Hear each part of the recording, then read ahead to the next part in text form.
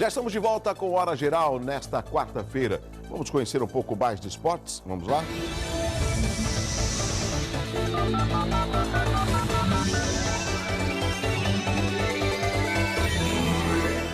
O Santos terá problemas para montar sua defesa nesta quinta, quando enfrenta o Fluminense no Maracanã pela 10ª rodada do Campeonato Brasileiro. O técnico Marcelo Fernandes não contará com David Braz, expulso contra o Internacional, e Gustavo Henrique, que se apresentou à seleção brasileira para a disputa do Pan-Americano nesta segunda. Com isso, Paulo Ricardo deve fazer sua estreia no Campeonato Brasileiro ao formar a dupla de zagueiros com Wesley. O jovem foi relacionado para as últimas 2 partidas do Peixe, ao contrário de Leonardo, contratado junto ao Ituano, que ainda não estreou. Em nome da Clínica Vila Rica, Medicina Diagnóstica, se precisar, estamos sempre aqui. Vamos conhecer as dicas de saúde.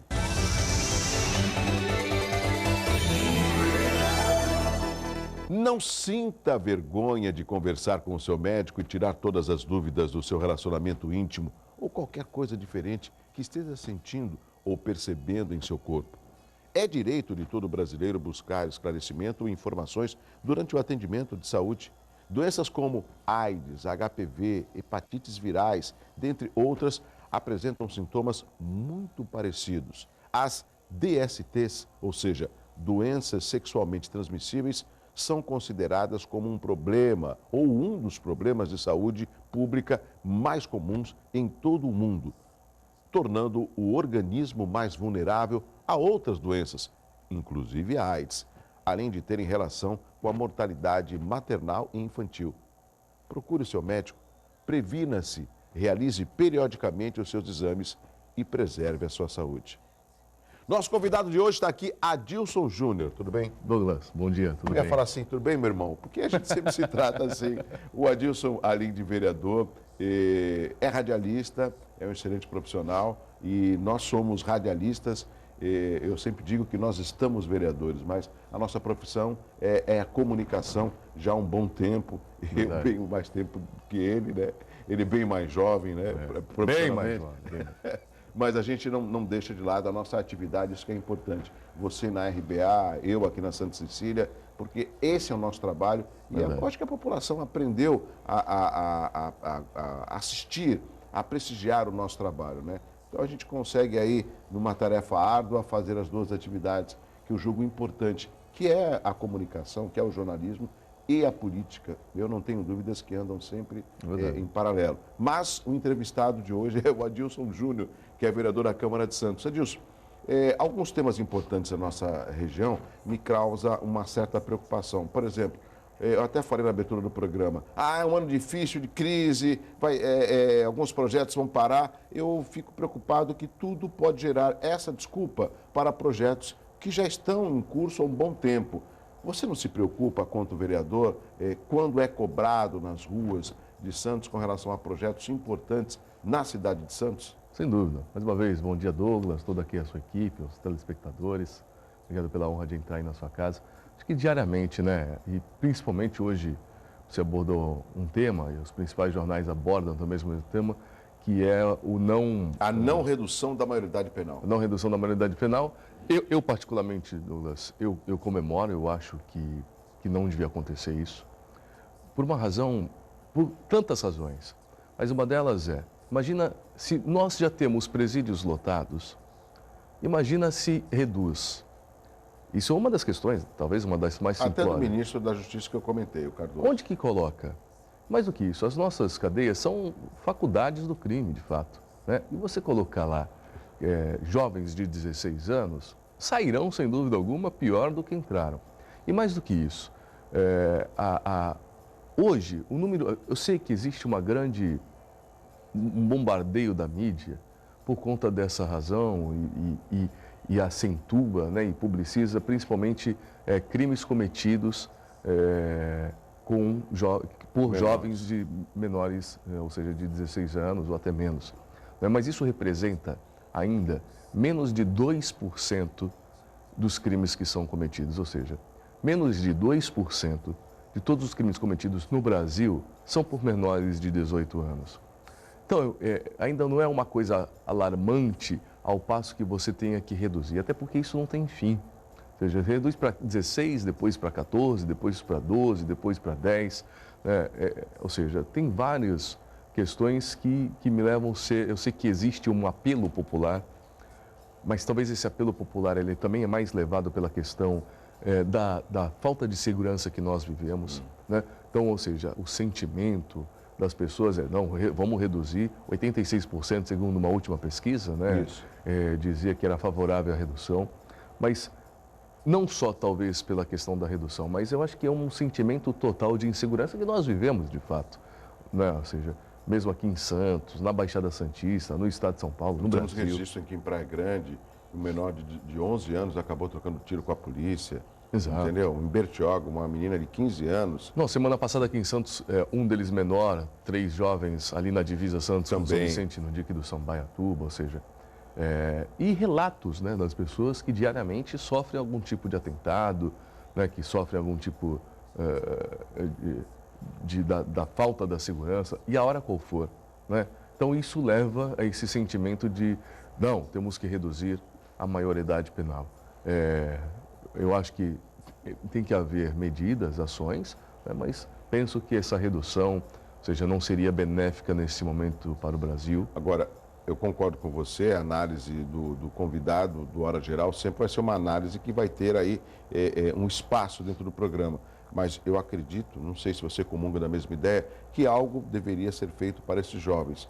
Porque muitos acabam entrando na criminalidade, sendo recrutados por traficantes, por pessoas ligadas ao tráfico de drogas, o Adilson, e muitas vezes não tem a opção de uma escola, de uma prática esportiva, ou seja, principalmente o adolescente, ele está numa fase em que tudo é novidade para ele. Se ele tiver boas experiências e boas alternativas, lógico que ele não vai enveredar por um outro caminho, né? Sem dúvida. E outra, a ressociabilização desse jovem, claro que ele é muito mais fácil, seja do que uma pessoa que já tem uma determinada idade. O que eu quero dizer com isso? Se as casas, as antigas FEBEMs, né, elas de fato cumprissem o seu papel, ou seja, a gente teria com certeza uma ressociabilização daqueles jovens que porventura foram internos, muito mais acentuada. Ou seja, é possível mudar, eu acredito nisso. Sim. A pessoa pode ter essa possibilidade. E nós, a sociedade, nós, poder público, temos essa responsabilidade também. E eu penso que o jovem ainda tem esta possibilidade da mudança. Não é? Claro que isso acentua principalmente, como você disse, nas camadas mais pobres, ou seja, esse acesso à juventude, ele é mais fácil pela criminalidade, ou seja... De ser cooptado, né? Ser cooptado. Porque todo jovem quer ter o tênis que aparece na televisão, tá certo? O celular da hora, o celular, né? Da hora.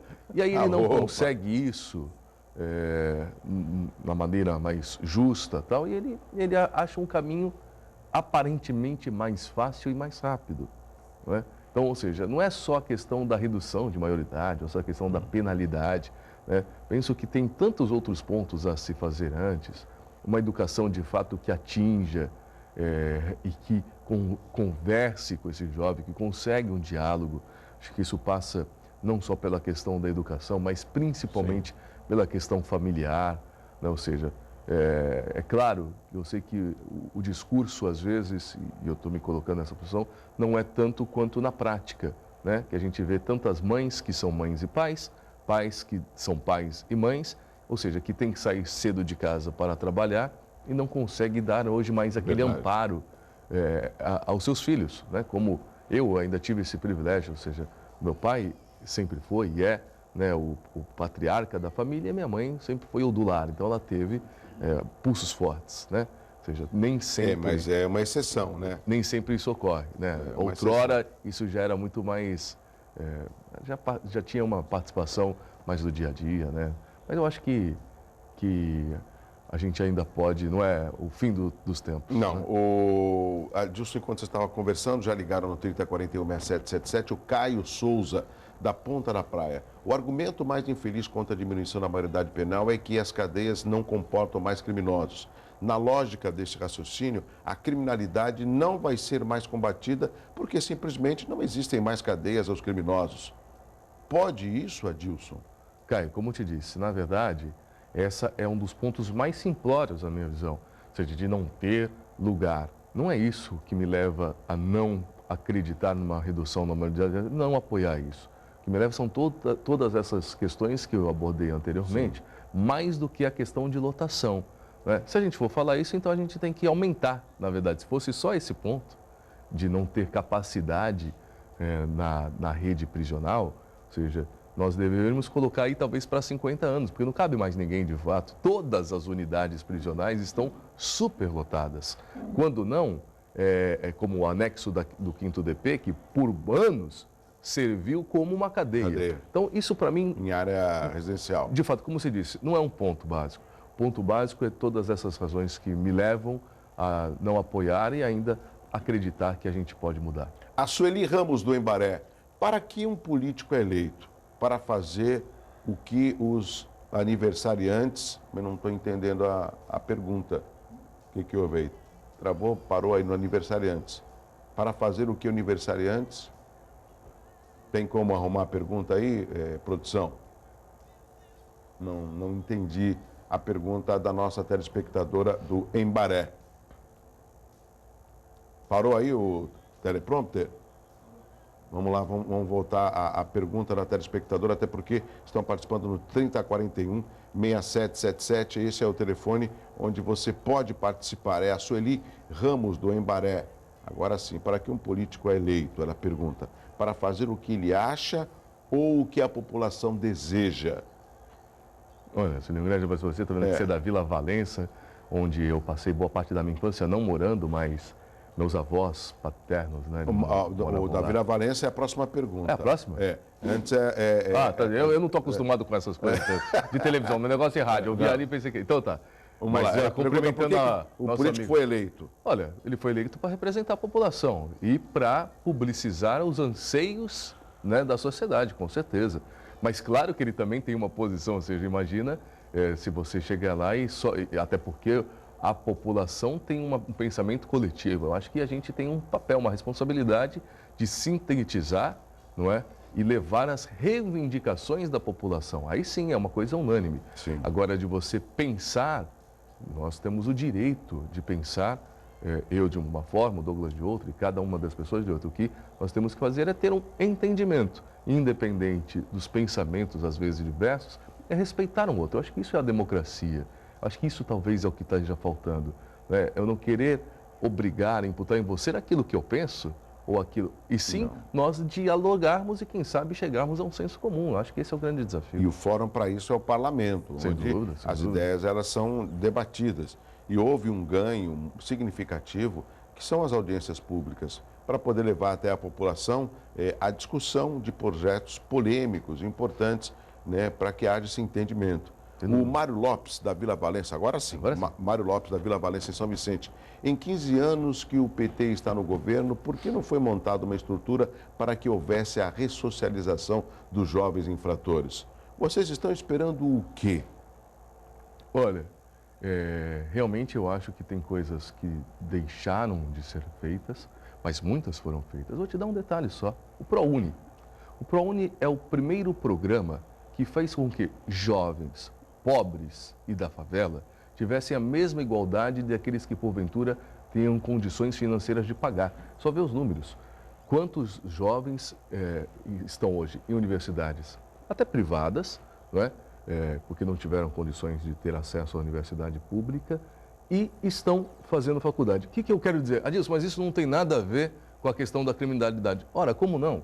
Se a maior discussão no mundo, não é no Brasil, é que para se precaver, para se ter a precaução da criminalidade, é você estar diretamente ligado à questão da educação, ou seja, você, ao passo que dá um acesso a esse jovem, ele se transforma num outro tipo de cidadão. Então, só para ser muito rápido, o ProUni eu acho que é um grande exemplo